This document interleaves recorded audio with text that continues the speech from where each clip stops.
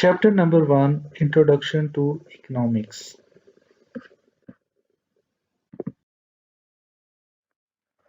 What is economics and why is it important? अच्छा, ये चीज़ देखने से पहले हमें पता होना चाहिए कि economics basically is the study of how human make decisions. ठीक है, हम जो ह्यूमंस हैं हम किस तरह से डिसीजंस लेते हैं। ठीक है, इस चीज़ को अंडरस्टैंड करने से पहले हमें दो तीन चीज़ों का पता होना चाहिए कि स्कार्सिटी क्या है। ठीक है, देखें, एक इंडिविजुअल है, एक फैमिली है या एक बिजनेस है या एक सोसाइटी है या एक गवर्नमेंट है, उसने डिफरेंट इकोनॉमिक डिसीजंस लेने हैं। ठीक है, अब इकोनॉमिक डिसीजंस का क्या मतलब है कि ह्यूमंस जो होते हैं उनकी कुछ नीड्स है। ठीक है, जैसे गुड्स एंड सर्विसेज की हमें ज़रूरत होती है। ठीक है, गुड्स क्या होती हैं? ऐसी टेंजेबल चीज़ें होती हैं जो कि ह्यूमंस को रिक्वायर होती हैं। जैसे हम क्लोथ्स हैं वो पहनते हैं, वो क्या है? गुड्स हैं। ठीक है, हम खाना जो खाते हैं, वीट है, राइस है, ये क्या है? ये गुड्स हैं। ठीक है, गाड़ी है, ये गुड्स है। ठीक है, टेंजेबल चीज़ें हैं जो कि फिजिकल जिनकी एग्जिस्टेंस होती है। और दूसरी चीज़ जिसकी ह्यूमंस को ज़रूरत होती है वो है सर्विसेज। लाइक आप यूनिवर्सिटी में आए हैं तो अब टीचर आपको पढ़ा रहा है तो टीचर क्या कर रहे हैं? अपनी सर्विसेज ऑफर कर रहे हैं। इसी तरह से अगर आप बीमार होते हैं तो आप डॉक्टर के पास जाते हैं, डॉक्टर आपको डायग्नोस करके देता है जो बीमारी है आपको। ठीक है, इसी तरह से जब आपने कोई केस करना होता है तो आप लॉ फर्म की या किसी लॉयर की सर्विसेज को हायर करते हैं। सो जो ह्यूमंस हैं उनको इंडिविजुअल लेवल पे गुड्स चाहिए, सर्विसेज चाहिए। ठीक है, और जो होती हैं कंपनी होती है, जो बिजनेस होता है, उनको भी इन चीज़ों की ज़रूरत होती है। ठीक है, अच्छा, गुड्स एंड सर्विसेज के बाद आ जाता है रिसोर्सेज। रिसोर्सेज बेसिकली क्या है? ऐसी चीज़ें जो कि हमें चाहिए गुड्स और सर्विसेज को प्रोड्यूस करने के लिए। लाइक आपने अगर गंदम उगानी है तो उसके लिए आपको लैंड चाहिए, तो लैंड क्या है? एक रिसोर्स है। ठीक है, उसके बाद आपको लेबर चाहिए जो कि बीज को लगाएगी, तो वो क्या है? एक रिसोर्स है, लेबर। ठीक है, इसी तरह से अगर आपने गाड़ी चलानी है तो आपको क्या चाहिए? पेट्रोल चाहिए, तो पेट्रोल क्या है? रिसोर्स है। ठीक है, सो हम कह सकते हैं कि रिसोर्सेज जो हैं वो मल्टीपल टाइप्स की होती है, लाइक नेचुरल रिसोर्सेज और मैन मेड रिसोर्सेज। ठीक है, नेचुरल रिसोर्सेज में क्या आ जाता है? लैंड आ जाता है, फ्यूल आ जाता है, सनलाइट आ जाती है। जितनी चीज़ें जो कि मैन मेड हैं वो डिफरेंट होती हैं और जो नेचुरल रिसोर्सेज हैं वो डिफरेंट होती हैं। देखिए, नेचुरल रिसोर्सेज जो हैं वो नेचर ने बनाई हैं। ठीक है, अल्लाह ताला ने बनाई हैं। ठीक है, उसके बाद मैन मेड रिसोर्सेज है। मैन मेड रिसोर्सेज में क्या है? नॉलेज है। देखें, आपने जब बाल कटवाने हैं तो आपने बार्बर के पास जाना है। अब बार्बर को पता है कि मैंने बाल किस तरह से काटने हैं, तो ये जो उसका स्किल है ये उसकी एक रिसोर्स है, इसको हम कहेंगे ह्यूमन रिसोर्स कहेंगे। ठीक है, इसी तरह से जो डॉक्टर है उसके पास नॉलेज है कि वो आपकी बीमारी को डायग्नोस कर सकता है, तो वो क्या? एक फॉर्म ऑफ ह्यूमन रिसोर्स है। सो हम कह सकते हैं कि मल्टीपल टाइप की रिसोर्सेज होती हैं जिनसे हम गुड्स एंड सर्विसेज बनाते हैं। ठीक है, उनमें क्या आ जाती है? नेचुरल रिसोर्सेज आ जाती हैं और मैन मेड रिसोर्सेज आ जाती हैं। अब सबसे इम्पोर्टेंट या इकोनॉमिक पॉइंट ऑफ व्यू से जो एक रिसोर्स है जो इंसान ने बनाई है, that is financial resource. Financial resource में क्या आ जाता है? मनी आ जाता है। ठीक है, देखें, मनी का मेन कंसेप्ट क्या होता है? आपकी वैल्यू को स्टोर करना और आपको सर्विसेज को या गुड्स को एक्सचेंज करने में हेल्प आउट करना। तो हर जो गवर्नमेंट होती है, हर जो कंट्री होती है, उनकी एक करेंसी होती है। करेंसी बेसिकली क्या करती है? आपकी जो गुड्स एंड सर्विसेज है उनकी वैल्यू को स्टोर करती है और ह्यूमंस को ये जो सर्विसेज और गुड एक्सचेंज करने का एक मीडियम प्रोवाइड करती है। सो इकोनॉमिक रिसोर्सेज में क्या आ गया या फाइनेंशियल रिसोर्सेज में क्या आ गया? हमारे पास मनी आ गया। ठीक है, एक होगी नेचुरल रिसोर्सेज, एक होगी मैन मेड रिसोर्सेज और एक होगी हमारी फाइनेंशियल रिसोर्सेज। अब देखें, रिसोर्सेज जो हैं वो लिमिटेड है। ठीक है, देखें, अब लैंड है वो लिमिटेड है। ठीक है, दुनिया जितनी बस बन गई है उतनी है। ठीक है, उसके अलावा जैसे अब दुनिया में जो पेट्रोल है दैट इज आल्सो लिमिटेड। इंसान जो है वो माइन करता है, पेट्रोल निकाल रहा है। ठीक है, एक दिन आएगा ये रिसोर्स खत्म हो जाएगी। ठीक है, उसके बाद जो ह्यूमन रिसोर्स है, हमारी जो लेबर है, अब लेबर जो है घंटे, एक दिन के अंदर 24 घंटे हैं। ठीक है, तो 24 घंटे में से एक लेबर जो है दिन में 8 घंटे या 10 घंटे काम कर सकता है इंसान। ठीक है, उसकी यही कैपेसिटी है।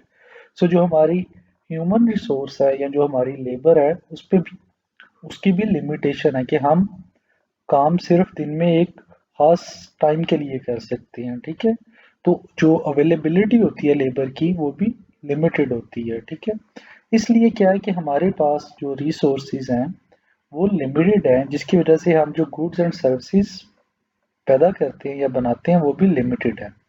लेकिन अब देखें कि जो हमारी वांट्स हैं जो या जो हमारी नीड्स हैं वो अनलिमिटेड है, ठीक है। हर इंसान चाहता है कि उसके पास ज़्यादा से ज़्यादा गुड्स हों और ज़्यादा से ज़्यादा वो अपना उसका जो लाइफस्टाइल है वो बेटर हो। इसी तरह से जो बिजनेस होता है, ठीक है, उनके पास भी लिमिटेड रिसोर्सेज होती हैं, ठीक है। जैसे उनके पास पैसा है वो लिमिटेड है, लेकिन वो अपने बिजनेस को एक्सपेंड करना चाहता है हर बिजनेसमैन, ठीक है, लेकिन उसके पास रिसोर्सेज लिमिटेड होती हैं। इसी तरह से जो गवर्नमेंट है वो चाहती है कि वो अपने जो शहरी हैं उनको बेहतर से बेहतर सहूलत फराहम करे, लेकिन अब गवर्नमेंट के पास भी रिसोर्सेज जो हैं वो लिमिटेड होती हैं, ठीक है। अब क्या है कि ये सारी चीज़ें जो लिमिटेड है हमारे पास जो रिसोर्सेज है इसको हम कहेंगे कि प्रॉब्लम ऑफ स्कार्सिटी, ठीक है। कि हमारी वांट्स या हमारी नीड्स या जो desire for goods and services है वो अनलिमिटेड है, लेकिन हम जो गुड्स एंड सर्विसेज है उनको एक लिमिटेड तादाद में प्रोड्यूस कर सकते हैं। सो अब इकोनॉमिक्स जो है वो हमें सिखाती है कि हमने अपनी ये जो रिसोर्सेज हैं, ठीक है, उनको किस तरह से यूटिलाइज करना है in a better and efficient way, और सो दैट हमारी जो नीड्स हैं या जो हमारी कह लो कि डिज़ायर है वो मैक्सिमम तरीके से फुलफिल हो सके। देखिए अब हमने जो डेफिनेशन नीचे इकोनॉमिक्स की लिखी है, that is economic is a social science concern with the production distribution and consumption of goods and services, ठीक है। लेकिन इसके साथ हमने ये कहा है कि हमारे पास रिसोर्सेज क्या है, लिमिटेड है, और हमने उन लिमिटेड रिसोर्सेज को एफिशिएंटली यूज करना है सो दैट हम अपनी जो नीड्स हैं, ठीक है, हमारी जो need for goods and services है उसको हम बेटर वे में सेटिस्फाई कर सकें।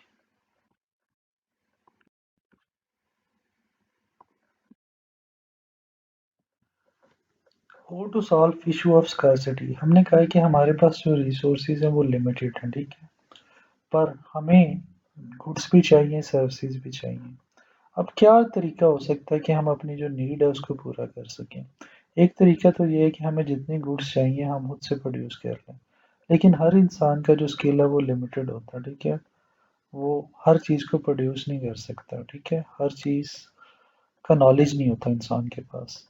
तो अब सेकंड वे क्या है कि हम जो अपनी रिसोर्सेज हैं उनको इफेक्टिवली यूज़ करें, कलेक्टिवली यूज़ करें सो दैट कि हमारी जो नीड्स हैं या जो हमारी वांट्स हैं वो पूरी हो सकें, ठीक है। उसमें सबसे बेटर कंसेप्ट आ जाता है ट्रेडिंग का, कि हर इंसान जो है एक स्पेसिफिक चीज़ प्रोड्यूस करता है और फिर क्या है कि वो उसको ज़्यादा क्वांटिटी में प्रोड्यूस करता है और फिर उसको एक्सचेंज करता है किसी दूसरे इंसान के पास जिसके पास डिफरेंट प्रोडक्ट्स हैं, ठीक है, जिसको हम ट्रेडिंग कहते हैं।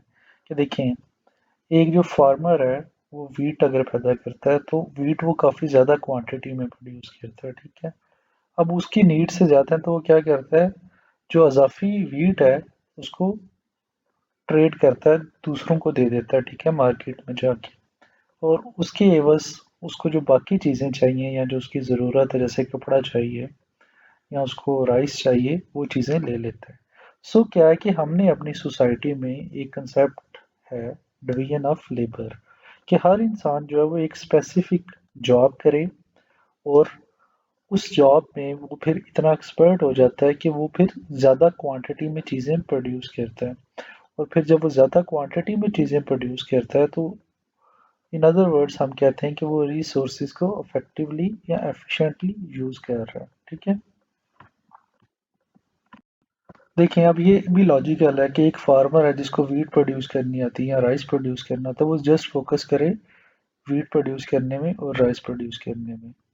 एक और फैक्ट्री है या एक और जो वर्कर है जिसको प्रोड्यूस करने आते हैं, टूल्स प्रोड्यूस करने आते हैं, लोहे से टूल्स बनाने आते हैं, तो वो फोकस करे जस्ट वो टूल्स बनाने में, ठीक है। एक अगर फैक्ट्री है उसको गाड़ियाँ प्रोड्यूस करनी आती है तो वो जस्ट गाड़ियाँ प्रोड्यूस करे, ठीक है। इससे क्या होता है कि रिसोर्सेज एफिशिएंटली यूज हो जाती हैं, ठीक है, और जो इकोनॉमी है जो सोसाइटी है उसमें जो प्रोडक्ट्स है उसकी प्रोडक्शन ज़्यादा हो जाती है, ठीक है। ये एडम स्मिथ था, उसने ये कंसेप्ट दिया था कि हमें जो वर्कर्स हैं उनको चाहिए कि किसी एक जॉब में वो स्पेशलाइज करें, ठीक है। इससे क्या है कि वो अपनी ड्यूटी को अच्छी तरह से परफॉर्म कर सकते हैं और उस जॉब में परफेक्ट हो सकते हैं। अच्छा, तो जो मॉडर्न बिजनेस है हमारे, उसमें हम देखते हैं कि डिवीजन ऑफ लेबर है, ठीक है। ये जो कंसेप्ट है कि एक जो जॉब है, ठीक है, उसमें जो स्पेशलाइजेशन होनी चाहिए, एक पर्टिकुलर बंदा जो एक काम करता है उसको उसी अपने बस काम पे फोकस करना चाहिए, उसको मल्टीपल टास्क नहीं करने चाहिए। इसको हम कहते हैं डिवीजन ऑफ लेबर। अच्छा, अब इसके एडवांटेजेस हैं। सबसे पहले हम एग्जांपल देखते हैं। फॉर एग्जांपल हम एक रेस्टोरेंट में जाते हैं, हम देखते हैं कि एक रेस्टोरेंट जो कि एक काफ़ी सिंपल सा यूनिट है जिसमें सिर्फ खाना बनाना है और लोगों को सर्व करना है, उसमें भी इवन स्पेशलाइज्ड जॉब्स हैं। एक टॉप शेफ होता है, ठीक है, उसके अंडर कुक्स होते हैं जो कि खाना बनाते हैं, शेफ उनको मैनेज करता है, ठीक है। उसके बाद वेटर होता है जो कि खाने को डिलीवर करता है कस्टमर्स के साथ, कस्टमर्स तक, ठीक है। उसके अलावा फिर एक मैनेजर होता है जो देखता है कि वेटर जो है अपनी सर्विसेज को अच्छी तरह से प्रोवाइड कर रहा है कि नहीं। उसके अलावा फिर एक कह लें कि बिल क्लर्क होता है जो कि आपसे बिल लेता है, ठीक है। इवन एक स्मॉल यूनिट लाइक रेस्टोरेंट, उसमें हम देखते हैं कि चीज़ों को डिवाइड किया गया, टास्क को डिवाइड किया गया। तो इस कंसेप्ट को हम कहते हैं डिवीजन ऑफ लेबर। अब डिवीजन ऑफ लेबर से फ़ायदा ये होता है कि प्रोडक्शन इंक्रीज हो जाती है। जब एक बंदा रोज़ एक जैसा काम करता है तो वो उसमें एक्सपर्ट हो जाता है, क्योंकि उस पे वो ज़्यादा फोकस कर सकता है, ठीक है। इस तरह से वो उस काम को सीख भी जल्दी से जाता है और उसकी जो speed of doing that work है वो अच्छी हो जाती है, ठीक है। वो अपना जो स्किल होता है उसको इम्प्रूव कर लेता है। अच्छा, अब बिजनेस को क्या फ़ायदा होता है कि जब आपके पास एक्सपर्ट लेबर होती है और उनको पता होता है कि उन्होंने पर्टिकुलरली क्या काम करना है, तो फिर जो बिज़नेस है, वो उसकी प्रोडक्शन इंक्रीज़ कर जाती है, ठीक है। प्रोडक्शन इंक्रीज़ करने से ये होता है कि आपकी जो कॉस्ट है, वो कम हो जाती है, ठीक है। कॉस्ट कम होने से ये होता है कि आप प्रोडक्शन को ज़्यादा कर सकते हैं और आपकी जो प्रोडक्ट है मार्केट में, वो अच्छे से कम्पीट कर सकती है। देखें, ट्रेड एंड मार्केट, देखें जब एक बिज़नेस या एक इंडिविजुअल जो है वो मल्टीपल आइटम्स बनाता है एक जैसे, तो वो बेमानी अगर उनको वो ट्रेड नहीं करता, ठीक है। अब मार्केट जो है वो हमें फैसिलिटी प्रोवाइड करती है कि हम जाके अपनी प्रोडक्ट को सेल कर सकें। मार्केट में डिफरेंट कंपिटिटर्स भी होते हैं, ठीक है। वो बिजनेस जिसकी जो कि एक अच्छी क्वालिटी की प्रोडक्ट प्रोड्यूस करता है और जिसकी कॉस्ट भी कम होती है, वो मार्केट में बेहतर अंदाज से compete कर सकती है। सो हमने क्या पढ़ा कि जो डिवीजन ऑफ लेबर है उससे प्रोडक्शन इंक्रीज होती है, जो वर्कर्स हैं उनका स्किल लेवल इम्प्रूव होता है और वो जो अपना काम है वो बेहतर अंदाज में कर सकते हैं और जो प्रोडक्ट होती है क्वालिटी की वो इंक्रीज कर जाती है जिसकी वजह से, और जो कॉस्ट ऑफ प्रोडक्शन है वो कम हो जाती है। और फिर हाँ, बिजनेस जो है वो क्या अचीव कर सकता है, economies of scale. Economies of scale का ये मतलब है कि प्रोडक्शन अपने को बढ़ा सकता है, ज़्यादा से ज़्यादा प्रोडक्ट प्रोड्यूस कर सकता है चीप रेट्स में।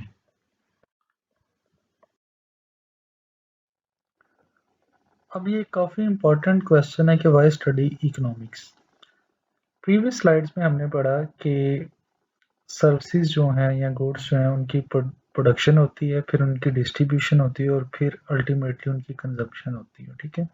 सो इकोनॉमिक्स जो है वो हमें हर जो फेज़ है, जैसे प्रोडक्शन का फेज़ है, डिस्ट्रीब्यूशन का फेज़ है या कंजम्पशन का फेज़ है, उन फेज़ को अंडरस्टैंड करने में हेल्प करती है, ठीक है।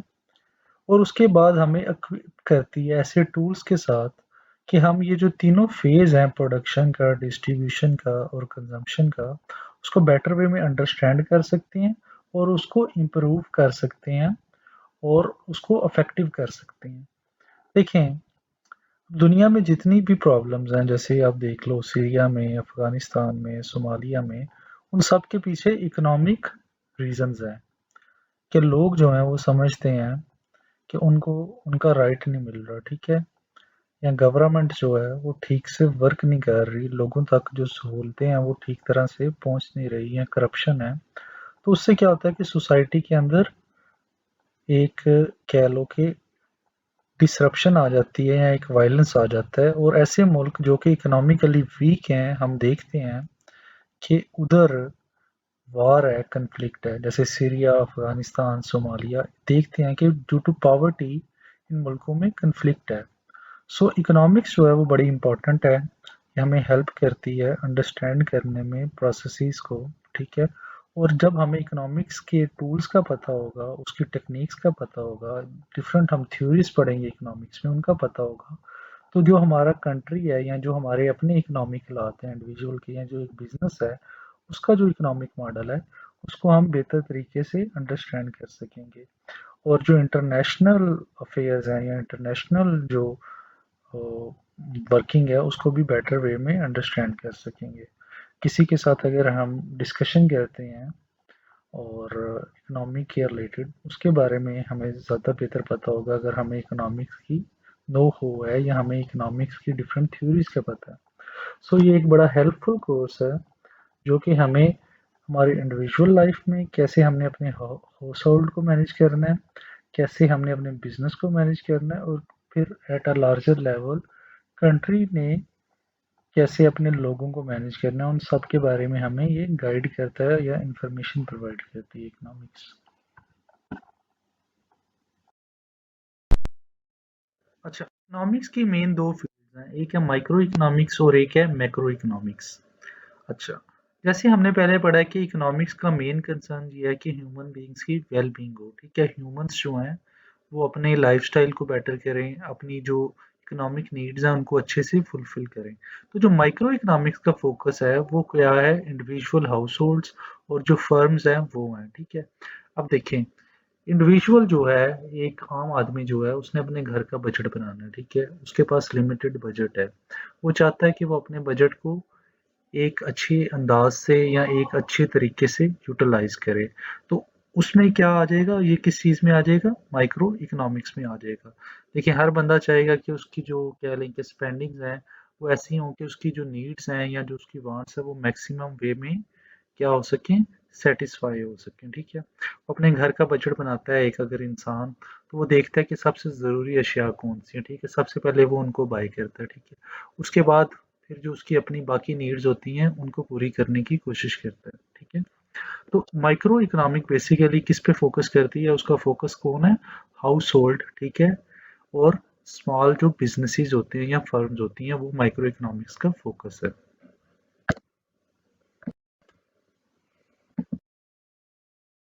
अच्छा, माइक्रो इकोनॉमिक्स में एक तो हाउस होल्ड हो गया जो कि हमारा फोकस है, उसके बाद जो सेकंड हमारा बिग फोकस है वो है फर्म्स हैं, ठीक है।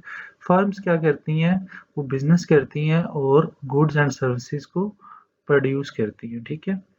अच्छा, अब जो फर्म्स हैं उनके पास भी क्या होता है, बजट लिमिटेड होता है। वो चाहती हैं कि अपने ही उस लिमिटेड बजट में वो ज़्यादा से ज़्यादा चीज़ों को प्रोड्यूस कर सकें, ठीक है। ज़्यादा से ज़्यादा अपनी प्रोडक्शन कर सकें, अपने जो रेवेन्यूज़ हैं वो इंक्रीज़ कर सकें, अपने प्रॉफिट्स को बढ़ा सकें। तो सारी इकोनॉमिक्स, माइक्रो इकोनॉमिक्स की जो थ्योरी होती हैं वो फर्म्स को बताती हैं कि आपने अपनी रिसोर्सेज को किस तरह से यूज़ करना है, सो दैट आपकी जो एफिशिएंसी है या जो आपकी आउटपुट है वो ज़्यादा से ज़्यादा हो सके, ठीक है। बाकी जो फर्म का गोल है वो अचीव हो सके। देखिए, मोस्टली फर्म्स का गोल क्या होता है, टू अर्न प्रॉफिट और टू मैक्सिमाइज देयर प्रॉफिट, ठीक है। तो माइक्रो इकोनॉमिक्स जो होती है उसका फोकस क्या होता है कि फर्म अपने रिसोर्सेज को एफिशिएंटली यूज़ करें, सो दैट वो मैक्सिमम आउटपुट हासिल कर सकें। और मैक्सिमम आउटपुट क्या होती है, एक अगर एक फर्म है, ठीक है, वो कोई चीज़ें बनाती है, अगर वो अपनी रिसोर्सेज को अच्छे से यूज़ करती है तो वो अपनी प्रोडक्शन को क्या कर सकती है, बढ़ा सकती है। जैसे प्रोडक्शन बढ़ेगी उससे क्या होगा कि फर्म का जो रेवेन्यू है या जो प्रॉफिट है वो क्या हो जाएगा, इंक्रीज हो जाएगा। तो माइक्रो इकोनॉमिक्स जो है वो किस पे फोकस करती है, फर्म्स पे फोकस करती है और हाउस होल्ड पे फोकस करती है, ठीक है। फर्म्स को फर्म्स इकोनॉमिक्स से ये सीखती हैं कि हमने अपनी जो रिसोर्सेज लाइक लेबर है या बजट है या जो हमारा फाइनेंस है उसको हमने किस तरह से यूज़ करना सो दैट हम मैक्सिमम आउटपुट हासिल कर सकें, ठीक है। इसके अलावा इकोनॉमिक्स में हम इंपॉर्टेंट थ्योरीज पढ़ते हैं, जैसे थ्योरी ऑफ कंज्यूमर बिहेवियर है, ठीक है। उसके अलावा थ्योरी ऑफ द फर्म है। थ्योरी ऑफ द फर्म जो है वो हमें बताती है कि जो फर्म्स होती हैं उनका मोस्टली गोल क्या होता है, प्रॉफिट अर्निंग होता है। कंज्यूमर बिहेवियर जो है उसको अगर हम स्टडी करते हैं कि एक कंज्यूमर जो है कौन सी चीज़ें उनको अट्रैक्ट करती हैं, फॉर एग्जांपल अगर जो प्राइसेस हैं ठीक है कमोडिटी की या गुड्स की वो कम हो जाती हैं तो कंज्यूमर जो है वो उस चीज़ पे ज़्यादा कह लें कि उसकी डिमांड हो जाती है। सो इस तरह की डिफरेंट थ्योरीज हैं जो कि हम इकोनॉमिक्स में पढ़ते हैं और इसका मकसद ये होता है कि हम इकोनॉमी को बेहतर तरीके से अंडरस्टैंड कर सकें और जो हमारे पास अवेलेबल रिसोर्सेज हैं उनको हम बेटर वे में यूटिलाइज कर सकें।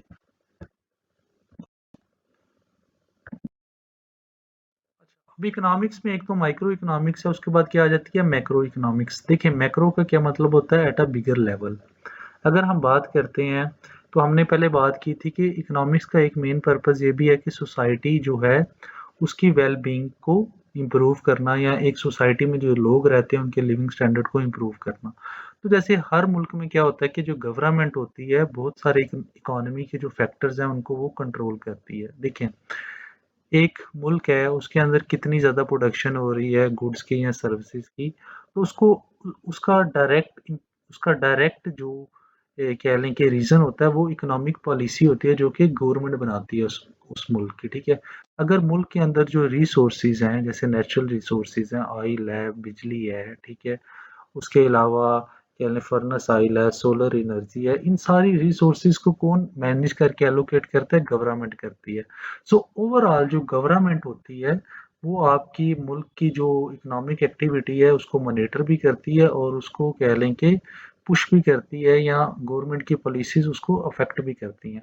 सो मैक्रो लेवल पे हम बेसिकली स्टडी करते हैं कि जो गवर्नमेंट है ठीक है उसका क्या इम्पैक्ट पड़ रहा है ओवरऑल इकोनॉमी पे। देखें ओवरऑल इकोनॉमी में हम क्या मेजर करते हैं, जैसे जीडीपी मेजर करते हैं, ठीक है, ग्रॉस डोमेस्टिक प्रोडक्ट की एक जो मुल्क है उसकी जीडीपी क्या है, ठीक है। उसके अलावा हम इन्फ्लेशन को देखते हैं कि एक मुल्क में कमोडिटी की प्राइसेस इंक्रीज कर रही हैं या डिक्रीज कर रही हैं। उसके अलावा हम एक्सपोर्ट्स को देखते हैं कि एक मुल्क की एक्सपोर्ट्स कितनी है या इंपोर्ट कितनी है।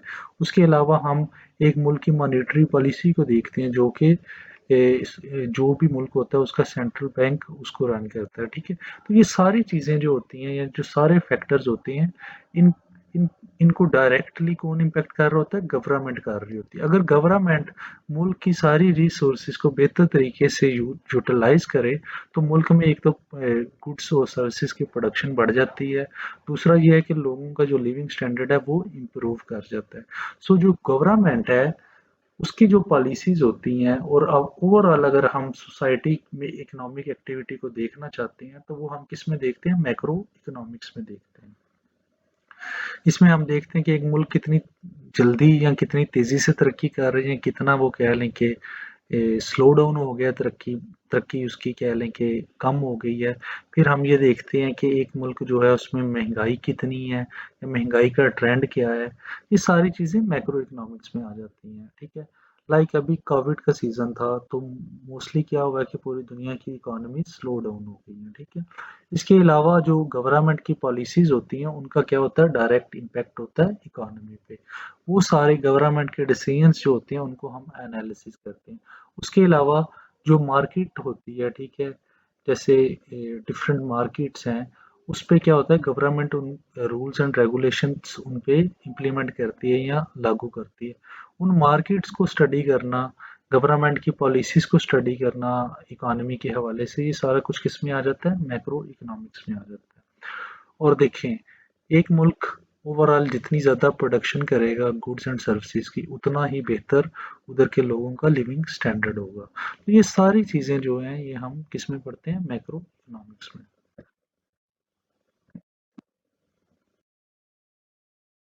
जैसा कि हमने पहले बताया कि ओवरऑल अगर कंट्री को का एनालिसिस करना हो, उसकी इकोनॉमिक कंडीशंस का एनालिसिस करना हो तो उसमें सबसे मेजर रोल किसका होता है, गवर्नमेंट का होता है, ठीक है। गवर्नमेंट जो है उसके जो इकोनॉमिक डिसीजंस होते हैं वो क्या करते हैं, वो मुल्क की ओवरऑल तरक्की को या ओवरऑल मैशियत पे उसका इम्पैक्ट होता है, ठीक है।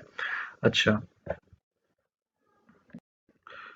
मैक्रो इकोनॉमिक्स में हम गवर्नमेंट के डिफरेंट डिसीजंस का भी एनालिसिस करते हैं कि गवर्नमेंट के पर्टिकुलर डिसीजंस की वजह से इकॉनमी जो है वो स्लो डाउन हुई या उससे स्पीड अप हुई। अगर अभी हम मिसाल लेते हैं कोरोना का, तो गवर्नमेंट्स ने पूरी दुनिया में क्या किया, लॉकडाउन लगाया, उससे क्या हुआ, इकॉनमी स्लो डाउन हुई। सो कह लें कि हर डिसीजन जो होता है गवर्नमेंट का इकोनॉमिक के रिलेटेड, उससे क्या होता है कि इकॉनमी को पे कुछ ना कुछ असर पड़ता है। हम देखते हैं कि एक पर्टिकुलर डिसीजन का इकॉनमी पे क्या असर पड़ा है, ये सारी चीज़ें हम मैक्रो इकोनॉमिक्स में देख रहे होते हैं। फॉर एग्जांपल आपको पता है कि बैंक्स का इंटरेस्ट रेट होता है, ठीक है। गवर्नमेंट अक्सर through state bank interest rate को कम या ज़्यादा करती है, या थ्रू सम सेंट्रल बैंक उसको ज़्यादा या कम करती है। उसका अब क्या है कि इकॉनमी पे कुछ असर आता है ज़्यादा या कम। इसके अलावा हम देखते हैं कि गवर्नमेंट डिफरेंट चीज़ों पे टैक्सेस लगाती है, ठीक है। अब टैक्स लगाने का इम्पैक्ट क्या आता है, इकॉनमी पे आता है, कुछ पॉजिटिव या नेगेटिव। ये सारी चीज़ों का एनालिसिस हम किस में करते हैं, मैक्रो इकोनॉमिक्स पे करते हैं, ठीक है। गवर्नमेंट जो होती है वो रूल्स, रेगुलेशंस और लॉज बनाती है। उन लॉज का डायरेक्ट असर किस पे पड़ता है, मुल्क की इकॉनमी पे पड़ता है और मुल्क की प्रोडक्शन पे पड़ता है, ठीक है। उसकी गुड्स की प्रोडक्शन प्लस उसकी सर्विसेज की प्रोडक्शन पे पड़ता है, ठीक है। फॉर एग्जांपल अब जैसे पेट्रोल है, उसकी कीमत किसने डिटरमिन करनी होती है, गवर्नमेंट ने डिटरमिन करनी होती है, क्योंकि गवर्नमेंट ने हर चीज़ पे डिफरेंट रेट के मुताबिक टैक्स लेना होता है। तो जैसे ही गवर्नमेंट पेट्रोल प्राइसेस चेंज करती है, तो उससे क्या होता है, इकॉनमी पे इफेक्ट पड़ता है। तो ये सारी चीज़ें हम बेसिकली किसमें स्टडी करते हैं, मैक्रो इकोनॉमिक्स में स्टडी करते हैं। और हम गवर्नमेंट की हर पॉलिसी का एनालिसिस करते हैं, देखते हैं कि इस पर्टिकुलर पॉलिसी का इकोनॉमी पे ओवरऑल क्या असर पड़ा है, उससे इकोनॉमी इम्प्रूव हुई है, फास्ट हुई है, स्लो हुई है, ये क्या हुआ है ओवरऑल। फिर कह सकते हैं कि हम गवर्नमेंट की पॉलिसीज को एनालिसिस भी मैक्रो इकोनॉमिक्स में करते हैं, ठीक है।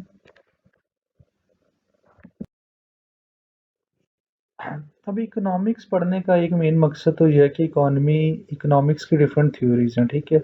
उन थ्योरीज का अगर हमें पता होगा, तो हम उन थ्योरीज को इम्प्लीमेंट करके देख सकते हैं रियल सिचुएशन में कि उनका क्या इम्पैक्ट है, ठीक है। और जब फर्दर फ्यूचर में या प्रेजेंट दौर में कोई भी इशू आता है, तो हम उसको इकोनॉमिक थ्योरीज की गहरे नज़र से देख सकते हैं, ठीक है। अच्छा, अब थ्योरी क्या होती है, बेसिकली हर चीज़ का इकोनॉमी में दूसरी चीज़ पे असर होता है। अब एक जो थ्योरी है वो चीज़ों को सिंपल फॉर्म में, कह लें कि सिंपल वे में हमें बताती है या उन चीज़ों के बारे में एक्सप्लेन करती है, ठीक है। अब जैसे लॉ ऑफ डिमांड है, ठीक है, एक थ्योरी है या एक लॉ है इकोनॉमिक्स में, कि जैसे कीमतें कम होती हैं चीज़ों की, तो उसकी डिमांड उस चीज़ की बढ़ जाती है। तो क्या है कि इससे हमें ओवरऑल इकोनॉमी की अंडरस्टैंडिंग आती है इस लॉ से। इस तरह डिफरेंट थ्योरीज हैं इकोनॉमी की, ठीक है। उनसे क्या होता है कि हमें ओवरऑल इकोनॉमिक सिचुएशन को एनालिसिस करने में मदद मिलती है, चाहे वो हमारे इंडिविजुअल लेवल पे हमें हेल्प करें, बिजनेस लेवल पे करें, या ओवरऑल मुल्क की इकोनॉमी को अंडरस्टैंड करने में हेल्प करें। अच्छा, अब हम सबसे पहले स्टार्ट करते हैं सर्कुलर फ्लो डायग्राम से, ठीक है। ये एक बेसिक सी थ्योरी है जिसमें जो मेन दो कंपोनेंट्स हैं, एक हाउस होल्ड और एक फर्म्स, ठीक है, वो किस तरह से मार्केट में इंटरैक्ट करते हैं, ठीक है। अब दो किस्म की मार्केट्स हैं जो कि मेन है, ठीक है। एक है गुड एंड सर्विसेज की मार्केट, दूसरा है लेबर की मार्केट, ठीक है। इस चीज़ को आगे हम जो डायग्राम है उसमें इसको नेक्स्ट स्लाइड में ज़्यादा एक्सप्लेन करते हैं और देखते हैं कि ये क्या इकोनॉमिक थ्योरी है, ठीक है। अब ये सर्कुलर फ्लो डायग्राम बेसिकली हमें डिफरेंट फैक्टर्स को सिंपलीफाइड फॉर्म में बता रही है। एक है हाउस होल्ड, दूसरी है फर्म्स, ठीक है। जो फर्म्स होती हैं वो क्या करती हैं, गुड्स एंड सर्विसेज को प्रोड्यूस करती हैं, ठीक है। और जो हाउस होल्ड हैं वो क्या करते हैं कि इन गुड्स एंड सर्विसेज को कंज्यूम करते हैं, ठीक है। उसके अलावा फॉर एग्जांपल जब फर्म्स हैं उन्होंने गुड्स एंड सर्विसेज को प्रोड्यूस किया, और हाउस होल्ड ने गुड्स एंड सर्विसेज को कंज्यूम कर दिया। जैसे कि मैंने पहले बताया कि गुड्स एंड सर्विसेज एक मार्केट है, ठीक है। देखें, गुड्स एंड सर्विसेज जब बिजनेस प्रोड्यूस करता है, कोई भी बिजनेस या फर्म प्रोड्यूस करती है, तो वो अपनी सर्विसेज या गुड्स को किधर सेल करेंगे, मार्केट में जाके। कौन सी मार्केट में, गुड्स एंड सर्विसेज की मार्केट में जाके।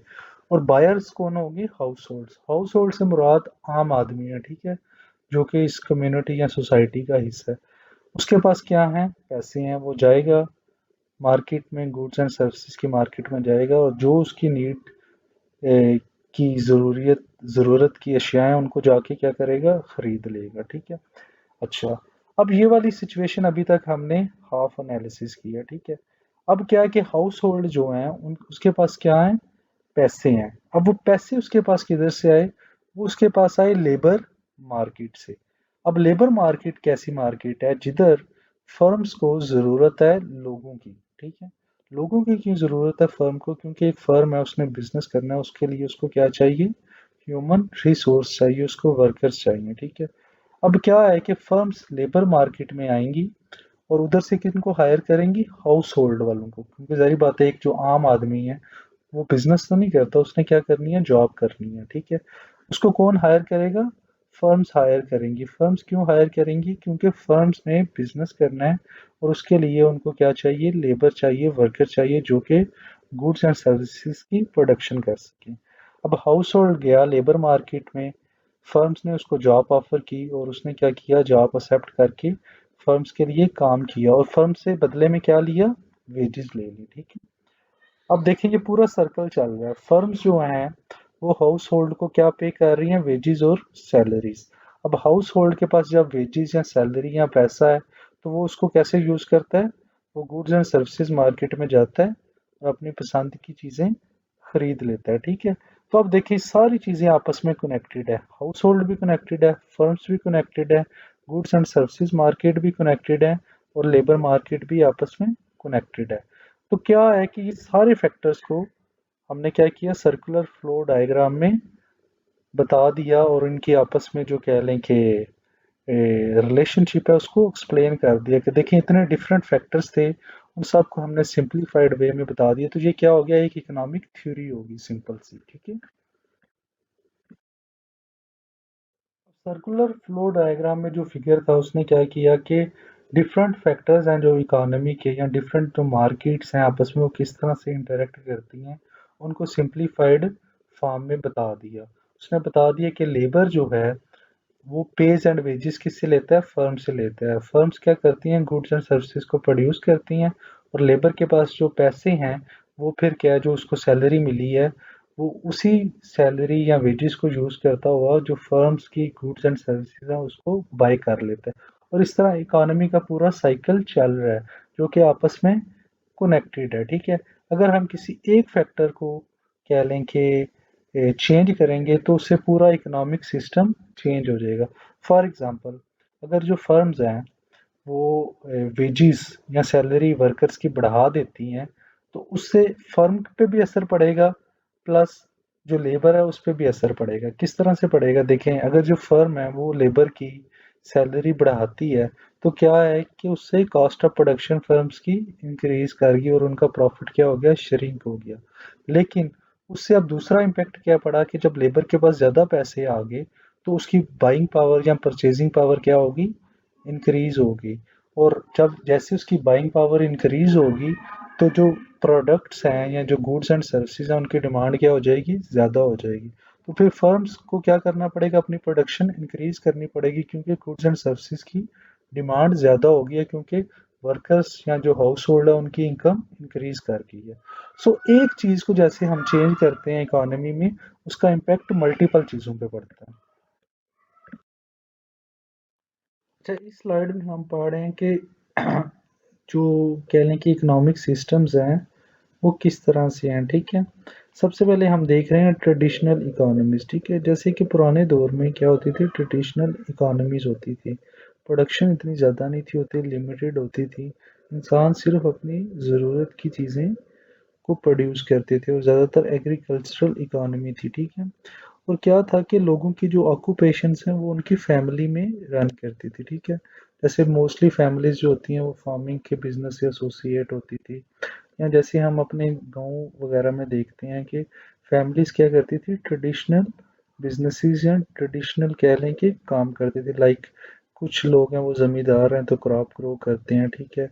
कुछ जैसे गांव के अंदर लोहार हैं तो वो लोहे का काम करते हैं, कुछ खाली क्लोथ्स का काम करते हैं। ठीक है। तो इस तरह क्या होता था कि प्रोफेशंस बड़े लिमिटेड से होते थे, आउटपुट बड़ी लिमिटेड सी होती थी और ज़्यादातर जो कह लें कि इकोनॉमी है वो एग्रीकल्चर या क्रॉप ग्रोइंग या कह लें कि एनिमल रेजिंग कह लें, ठीक है, इसके इर्द गिर्द घूमती थी, ठीक है। और कुछ होते थे प्रोफेशनल लोग, जैसे कोई लोहार है तो वो लोहे की चीज़ें बनाता था, या मिट्टी के बर्तन कोई बनाता था, ठीक है, या कोई था जो कपड़े की वीविंग करता था गाँव में, या कपड़े बनाता था। सो बड़े कह लें कि एक लिमिटेड से प्रोफेशन होते थे और बड़ी लिमिटेड सी आउटपुट होती थी, ठीक है। तो इस तरह की इकोनॉमीज़ को हम क्या कहते हैं, ट्रेडिशनल इकोनॉमीज़। और जो हमारे ओल्ड सिस्टम है एशिया में, अफ्रीका में, साउथ अमेरिका में, सारी वो क्या थी, ट्रेडिशनल इकोनॉमीज़ होती थी। ट्रेड बड़ी लिमिटेड होती थी, प्रोडक्शन बड़ी लिमिटेड होती थी, ठीक है। उसके बाद आ जाता है कमांड इकोनॉमी। कमांड इकोनॉमी क्या है, इसमें बेसिकली जो कह लें कि आप गवर्नमेंट होती है, या कह लें कि गवर्नमेंट की तरह कोई अगर कोई किंग होता है या जो रूलर होता है, वो क्या करता है, वो आपकी इकोनॉमी को कंट्रोल करता है, ठीक है। लाइक अगर हम अपने एरिया की बात करें तो जैसे इधर किंग्स थे, मुगल्स थे, ठीक है। अगर हम इजिप्ट की बात करें तो एशियंट इजिप्ट की बात करें तो उधर फेरोन्स थे। तो क्या था कि जो कह लें किंग होता था, वो इकोनॉमी को ओवरऑल कंट्रोल करता था, ठीक है। वो बताता था लोगों को कि आपने क्या चीज़ प्रोड्यूस करनी है, लाइक वीट प्रोड्यूस करनी है या राइस प्रोड्यूस करने हैं, या जो सारे फैक्टर्स होते थे या रिसोर्सेज होते थे वो किसके पास पास होती थी, किंग के पास होती थी। यहाँ फॉर एग्जांपल अगर कोई गवर्नमेंट है किसी मुल्क में तो उस गवर्नमेंट के पास होती थी, और वो क्या करती थी, लोगों को कमांड करती थी कि आपने क्या चीज़ प्रोड्यूस करनी है, ठीक है। और लोगों को कमांड करने से क्या मुराद है कि एक किस्म का ऑर्डर करती थी। अगर हम आज के दौर में देखें तो जो कम्युनिस्ट कंट्रीज हैं उधर क्या है, कमांड इकानमी है। सारी रिसोर्सेज किसके पास हैं, गवर्नमेंट के पास हैं, ठीक है। और गवर्नमेंट सारी चीज़ों को ओन करती है, लाइक फैक्ट्रीज को भी कौन को ओन करता है, गवर्नमेंट ओन करती है, ठीक है। अगर एक छोटी सी कह लें कि करियाने की दुकान है तो उसको भी कौन ओन कर रही है, गवर्नमेंट ओन कर रही है, ठीक है। और लोग क्या है, वो जस्ट किसके लिए काम कर रहे हैं, गवर्नमेंट के लिए काम कर रहे हैं। अगर हम कमांड इकानमी की बात करते हैं तो जो कम्युनिस्ट कंट्रीज हैं लाइक नॉर्थ कोरिया, क्यूबा, वो इसकी मिसाल है, जो कि टोटली कमांड इकानमी पे चलती हैं और गवर्नमेंट के पास सारी रिसोर्सेज हैं, और गवर्नमेंट इकानमी को ओवरऑल फुल कंट्रोल कर रही है, ठीक है। गवर्नमेंट ही ये डिसाइड करती है कि क्या चीज़ प्रोड्यूस करनी है और क्या चीज़ प्रोड्यूस नहीं करनी है, ठीक है। तो एक हो गया ट्रेडिशनल इकोनॉमी और एक हो गया कमांड इकोनॉमी। ट्रेडिशनल इकोनॉमी से मुराद है जो पुराना इकोनॉमिक सिस्टम था, जो कि ऑलमोस्ट पहले दौर में सारी कंट्रीज या हर एरिया या हर कॉन्टिनेंट में ट्रेडिशनल इकोनॉमी ही थी, ठीक है। जिसमें ज़्यादा फोकस एग्रीकल्चर पे होता था, जो बेसिक नीड्स होती हैं उनकी चीज़ें खाली प्रोड्यूस होती थी। फिर क्या है कमांड इकोनॉमी, जिसमें जो कह लें कि जो रूलर होता है या किंग था या जो भी कोई गवर्नमेंट है वो सारी इकोनॉमी को कंट्रोल कर रही है। आज के दौर में कम्युनिस्ट कंट्रीज जो हैं, जो कि काफ़ी कम है, वो कमांड इकोनॉमी पे चलती हैं, ठीक है। और वो क्या क्या रिसोर्सेज को सारा कंट्रोल करती हैं, और लोगों की लाइफ को ऑलमोस्ट कह लें कि मॉनिटर भी करती हैं, कंट्रोल भी करती हैं। और गवर्नमेंट हर चीज़ के लिए रिस्पॉन्सिबल होती है, पूरे बिजनेस एक्टिविटीज़ को मॉनिटर भी करती है, कंट्रोल भी करती है और रन भी करती है, ठीक है।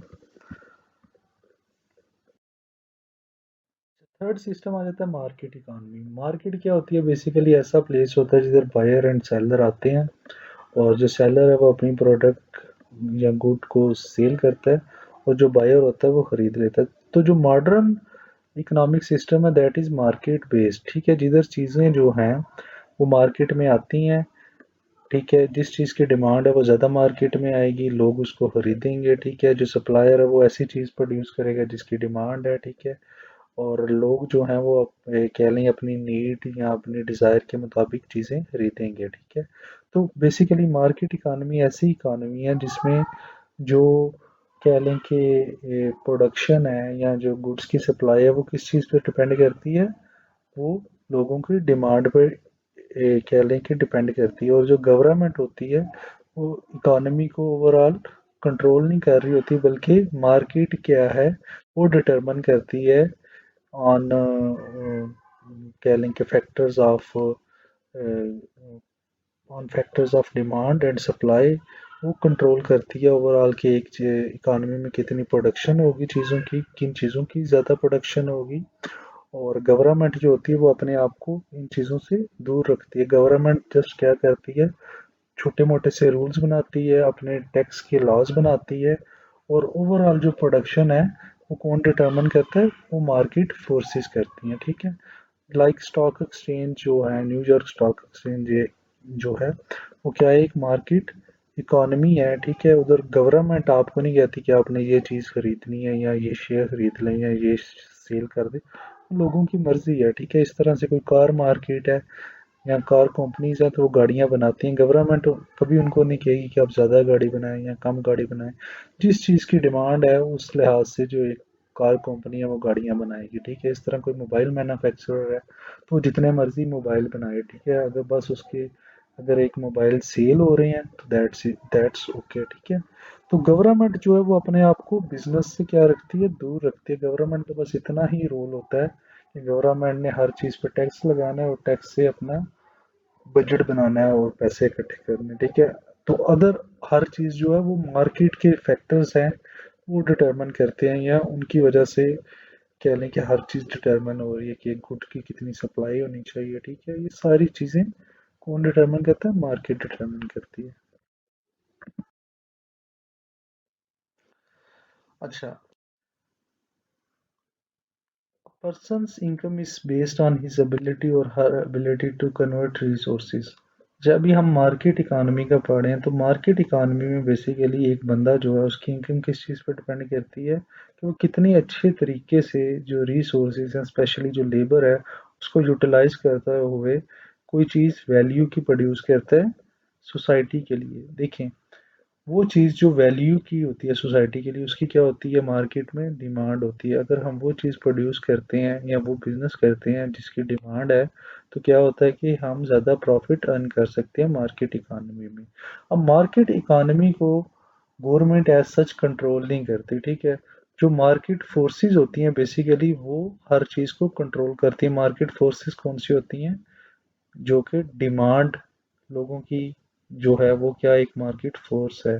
फिर जो डिफरेंट फैक्टर्स ऑफ प्रोडक्शन है या जो सप्लाई ऑफ गुड है वो क्या है, एक मार्केट फोर्स है। ये सारी चीज़ें डिटरमिन करती हैं, ठीक है, कि क्या चीज़ प्रोड्यूस होनी चाहिए, क्या चीज़ जो है जब प्रोड्यूस होगी तो कितना प्रॉफिट उसको मिलेगा।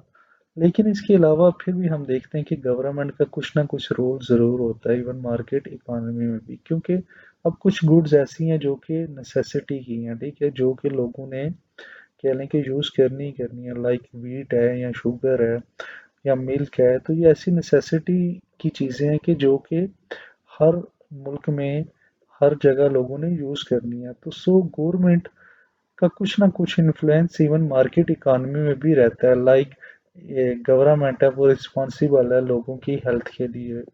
गवर्नमेंट क्या किस चीज़ के लिए रिस्पॉन्सिबल है, लोगों की एजुकेशन के लिए। सो एक मार्केट इकोनॉमी जो होती है, ठीक है, उसमें भी गवर्नमेंट जो है वो भी कुछ ना कुछ कमांड करती है या अपनी पॉलिसीज जो हैं उसके थ्रू चीज़ों को कंट्रोल करने के लिए कोशिश करती है। सो हम कह सकते हैं कि रियल वर्ल्ड में कोई भी कंट्री जो है that is not totally market economy, वो मिक्स्ड इकोनॉमी की बेस पे ही चलते हैं। लेकिन ये हम ज़रूर कह सकते हैं कि जो कंट्रीज होती हैं उनकी ओरिएंटेशन ज़्यादा किस तरफ है, मींस कि वो ज़्यादा मार्केट इकोनॉमी की तरफ है या ज़्यादा कमांड इकोनॉमी की तरफ है, ठीक है। लाइक जितने भी डेवलप कंट्रीज हैं अगर हम उनको देखें तो वो ज़्यादातर मार्केट इकोनॉमी की तरफ ओरिएंटेड है। अच्छा, ये टेबल है जिसमें हमने दो ग्रुप्स में डिवाइड किया कंट्रीज को। एक है मोस्ट इकोनॉमिक फ्रीडम वाली कंट्रीज, दूसरा है लीस्ट इकोनॉमिक फ्रीडम वाली कंट्रीज।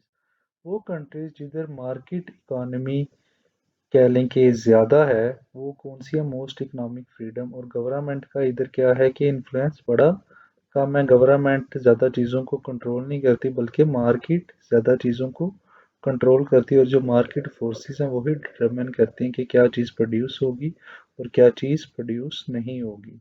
तो इन कंट्रीज़ में ज़्यादा कौन सी कंट्रीज़ आती हैं, यूरोपियन कंट्रीज आती हैं और डेवलप्ड कंट्रीज आ जाती हैं, like Hong Kong, Singapore, New Zealand, Switzerland, Australia, Canada, United kingdom, United states, Denmark. फिर हमारे पास राइट साइड पे हैं लीस्ट इकोनॉमिक फ्रीडम वाली कंट्रीज। इधर क्या है कि इधर जो गवर्नमेंट है वो ज़्यादा क्या कर रही है, इकोनॉमी के मैटर्स को डील कर रही है, ठीक है। और ज़्यादा कमांड कर रही है और ज़्यादा मीन्स के चीज़ों को इन्फोर्स कर रही है, ठीक है, इकोनॉमी को कंट्रोल करने की ज़्यादा से ज़्यादा कोशिश कर रही है, सो दैट गवर्नमेंट का एक स्ट्रांग होल्ड हो या एक स्ट्रांग कह लें कि ग्रिप हो इकोनॉमी पे। तो ऐसी कंट्रीज़ में कौन सी कंट्रीज़ आ रही हैं हमारे पास? इसमें अर्जेंटीना है, ईरान है, जिम्बाब्वे है, क्यूबा है, नॉर्थ कोरिया, ठीक है। अब देखें, जिन कंट्रीज़ में लीस्ट इकोनॉमिक फ्रीडम है उधर हम देखते हैं कि गवर्नमेंट की इंटरवेंशन ज़्यादा है, ठीक है। गवर्नमेंट मार्केट की फोर्सेस की बेस पे इकानमी को चलने नहीं दे रही, बल्कि गवर्नमेंट अपनी जो ख्वाहिशात हैं या गवर्नमेंट के जो कह लें कि विजन है या जो गोल है उसके मुताबिक वो क्या है कंट्री की इकानमी को गाइड कर रही है या कंट्रोल कर रही है। अगर हम ये देखते हैं कि ये जो लीस्ट इकोनॉमिक फ्रीडम वाली कंट्रीज जो हैं उनके इकोनॉमिक हालात भी इतने ज़्यादा अच्छे नहीं हैं, लाइक क्यूबा या नॉर्थ कोरिया या जिम्बाब्वे की अगर हम इकोनॉमी को मोस्ट इकोनॉमिक फ्रीडम वाली कंट्रीज़ के साथ कंपेयर करें तो हम देखेंगे तो कि जो लीस्ट इकोनॉमिक फ्रीडम वाली कंट्रीज़ हैं वो इतनी ज़्यादा वेल ऑफ नहीं है या लोगों का लिविंग स्टैंडर्ड इतना ज़्यादा अच्छा नहीं है, ठीक है।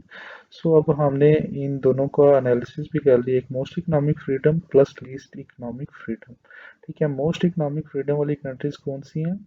जो ज़्यादा रन हो रही हैं मार्केट इकोनॉमी की बेस पे और गवर्नमेंट की इंटरवेंशन बड़ी कम है। गवर्नमेंट मार्केट की जो फोर्सेस हैं उनको कह लें कि इन्फ्लुएंस करने की कोशिश नहीं करती, जबकि लीस्ट इकोनॉमिक फ्रीडम वाली कंट्रीज कौन सी हैं जिधर ज़्यादा कमांड इकानमी है और गवर्नमेंट जो है वो मार्केट को रेगुलर करती है या उसको पे इन्फ्लुएंस करती है, ठीक है। और गवर्नमेंट जो है वही रिसोर्सेज को ज़्यादा एलोकेट करती है कि क्या चीज़ प्रोड्यूस होनी चाहिए क्या चीज़ प्रोड्यूस नहीं होनी चाहिए। Thank you.